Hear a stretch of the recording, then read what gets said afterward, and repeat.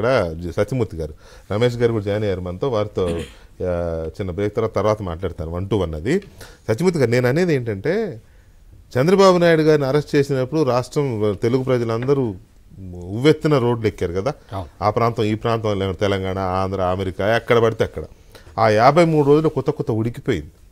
సరే, ఎలక్షన్ అయిపోయింది, గవర్నమెంట్ అధికారంలోకి వచ్చింది. వాళ్ళని ఏదో లూప్ లైన్లో పెట్టాము, వాళ్ళకి పోస్టింగ్ లేవు, బదిలీ చేశాము, అది కాదు కదా.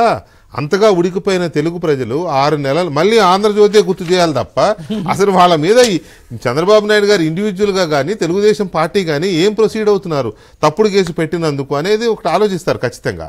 పైగా అది కుట్ర అనేది బయటపడుతుంది, మహాకుట్ర. వాళ్ళ మా హెడ్డింగే మహాకుట్ర ఆంధ్రజ్యోతి. సో ఈ సిచ్యువేషన్లో ఈ మహాకుట్ర మీద స్పందన ఏది అంటున్నా, ప్రజలు కోరుకున్నది కదా అది స్పందన, ఆ స్పందన లేదు. సో దానికి మీ విశ్లేషణ ఏంటి? ఇక్కడ ఏంటి అంటే ఇక్కడ మెయిన్గా ఇదంతా చేసింది ఒక పై స్థాయిలో ఉన్న ఐపీఎస్ ఆఫీసర్లు ఇదంతా చేశారు. ఇదంతా ఇప్పుడు ఇదంతా కూడా దీన్ని ఎస్టాబ్లిష్ చేయటం అనేది పెద్ద కష్టమైన పని కూడా కాదు. ఎందుకంటే 161 స్టేట్మెంట్ని ఆయన ఏమిచ్చారు, రమేష్ గారు ఏమి ఇచ్చారు అనేది ఆయనే చెప్పారు చాలాసార్లు, ఇప్పటికీ చాలా సందర్భాల్లో చెప్పారు. ఇక్కడ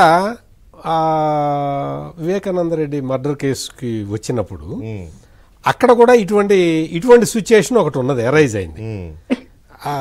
అజయ్ కల్లాం గారు ఇచ్చిన స్టేట్మెంట్ని దాన్ని ఇక్కడ మనం రెఫరెన్స్గా తీసుకోవచ్చు. అది చూసి దానికి వ్యాలిడిటీ లేదు అని చెప్పి అజయ్ కల్లాం గారికి తెలిసినా, అందరికీ తెలిసినా, ఇప్పుడు జీవీ రెడ్డి గారు చెప్పినట్టు అందరికీ ఆ విషయం స్పష్టంగా తెలిసినా కానీ నేను అట్లా ఇవ్వలేదు, నేను చెప్పింది అది కాదు అని బలవంతం చేశారు, ఆయనతో చెప్పిచ్చారు.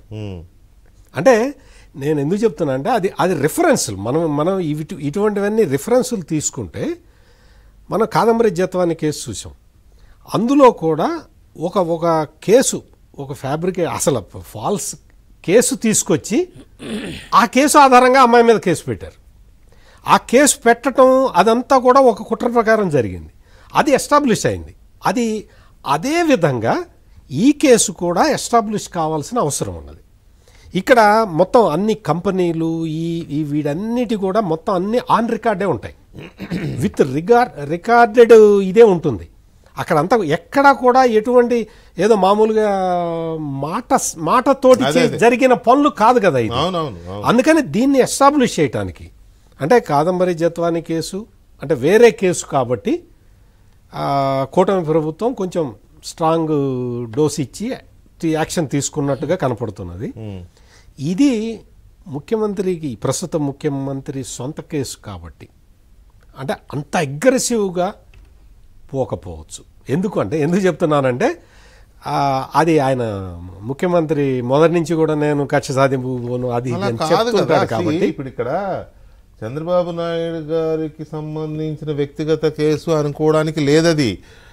ఆయన ఒక ప్రజానాయకుడు, ప్రజలందరూ రోడ్ల మీదకి వచ్చారు కాబట్టి ఆ రోజున బెయిల్ కూడా రాకుండా శతవిధాల ప్రయత్నం చేశారు. డెఫినెట్ గా అది జరిగింది, ఆ రోజు జరిగింది తప్పుడు కేసు అని ఇప్పుడు ఈయన కూడా ప్రూవ్ చేసి చూపించాలి ప్రజలకి.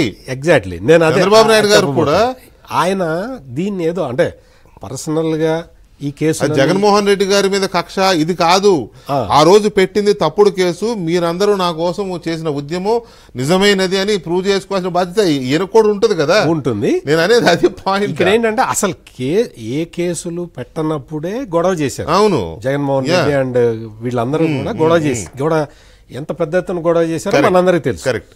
ఇక్కడ